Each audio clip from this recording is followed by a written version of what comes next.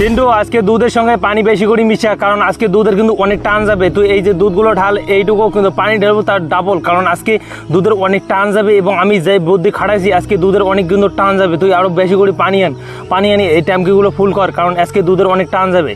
এই বল্টু, তুই আবার দুধ নিয়ে কোথায় যাচ্ছিস? আরে আমার গ্রাহকের কাছে আমি দুধ নিয়ে যাচ্ছি। তুমি তো জানো আমার গ্রাহকে আমি দুধ দেই।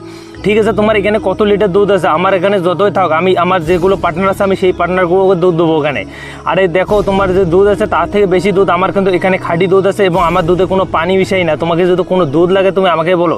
আরে ভাই সাহেব, আমাকে কোনো দুধ লাগবে না, আমার যে কাস্টমারগুলো আছে আমি তাকেই দিই, তাকে দিয়ে শান্তি, তাদেরকে কোনো দুধ লাগবে না। ভাই সাহেব ঠিক আছে, তুমি এখানে ভাগো গল্প আমার করে লাভ নাই, আমার কাস্টমার কিন্তু ওখানে অপেক্ষা করতেছে, আমি যাচ্ছি। দেখো, আমি তোমাকে আবার বলতেছি, তোমাকে যদি দুধ লাগে তুমি আমার এখান থেকে আসতে পারো, আমি এখানে কোনো পানি বিষয় না। ঠিক আছে, যাও। এই যে বাটুলে দেখতেছো দোস্ত, এই বাটুলে দিয়ে কিন্তু ওর ট্যাঙ্কিটা ফুড়ে করে দিয়েছে এবং ওর গ্রাহকগুলো আছে সবগুলো কিন্তু আমার এখানে আসে কিন্তু দুধ নেবে। আরে দরজাটা খোলো, আমি দুধ নিয়ে এসেছি আপনাকে দেওয়ার জন্য।